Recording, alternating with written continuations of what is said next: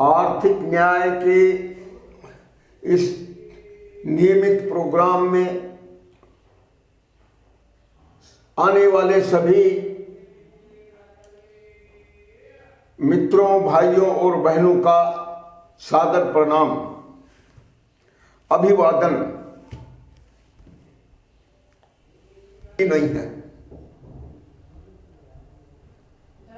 हिजाब के बहाने फिर वही अलगाववादी मानसिकता समाज में पैदा की जा रही है, हवा दी जा रही है। ऐसा लगता है कि बुर्के के नाम पर, 3 तलाक के नाम पर चोट खाए हुए लोग कुचले हुए सांप की तरह अधमरे तो हुए हैं। शाहबानो प्रकरण में खुले आम सर्वोच्च न्यायालय की अर्थी निकालकर जो पूरे संविधान को खुलेआम चुनौती दी गई थी, आज वही लोग हिजाब के नाम पर उसी संविधान को अपनी आतंकवादी मनोवृत्ति का शिकार बना रहे हैं। मानो वही उनकी ताकत हो और बड़े आतंकवादी तरीके से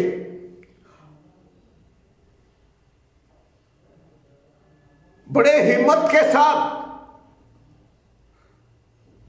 संविधान की भावना को चुनौती दे रहे हैं। लानत है ऐसी मानसिकता को और ऐसी राजनीति को जो भारत को तोड़ने में विश्वास रखती है। किसान आंदोलन के नाम पर केवल सत्ता का खेल जिस प्रकार खेला गया, वह आधे देश को आज भी समझ में नहीं आया है। मैं यहां तक कहता हूं कि किसान आंदोलन का नेतृत्व करने वाले सभी लोग केवल सत्ता की लालसा के लिए केंद्र को चुनौती देना चाहते हैं। उनका यह प्रयास विफल हो गया। लेकिन मैंने जैसा कहा है, अभी वे मरे नहीं हैं, वह मानसिकता मरी नहीं है। वह किसी न किसी बहाने फिर समाज को तोड़ने के लिए, अलगाववाद पैदा करने के लिए, फिर चाहे वह संप्रदाय के नाम पर हो, वह जातिवाद के नाम पर हो, वह क्षेत्रवाद के नाम पर हो, वह भाई भतीजावाद या किसी भी नाम पर क्यों न हो, वह देश में मौजूद है। और देश के शांति प्रिय लोग अपने आंखों के सामने के इस खतरे को सही स्वरूप में नहीं देख रहे हैं। विदेशों से संरक्षण, सामाजिक संरक्षण, राजनीतिक शक्ति और आर्थिक दम पर देश को तोड़ने की कुत्सित कोशिशें समाप्त नहीं हो रही है। और चुनाव को उसे भड़काने का सबसे सुनहरा अवसर जानकर उन ताकतों को आगे लाना चाहती हैं जो उनकी विघटनवादी मानसिकता को बढ़ावा देता हो, संरक्षण देता हो। ऐसी स्थिति में मुझे यह नहीं लगता कि जिस आर्थिक न्याय की बात हम लोग कर रहे हैं वह देश में कभी सफल हो सकता है।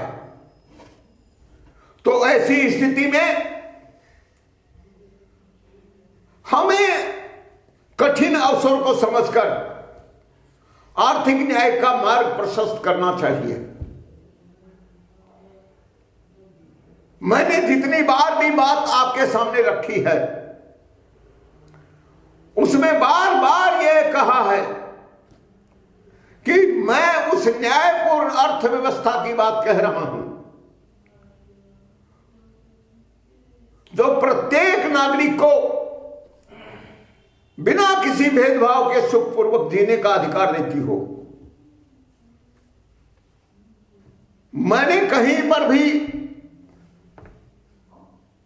इस्लाम को इससे पृथक नहीं किया, किसी भी संप्रदाय के मानने वाले व्यक्ति को अलग नहीं किया,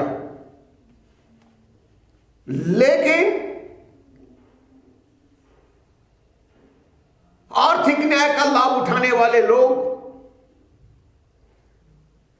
यदि उस मानसिकता के हो ही नहीं, न्याय को समझने और मानने के लिए तैयार भी नहीं हो, तो क्या ऐसे लोगों को आस्तीन के सांप की तरह पालना चाहिए? मैं इसे विवेकहीनता की पराकाष्ठा कहूंगा। और चाहे आप जो भी आरोप लगाएं, आप खुलकर लगाएं। मैं नागरिकों को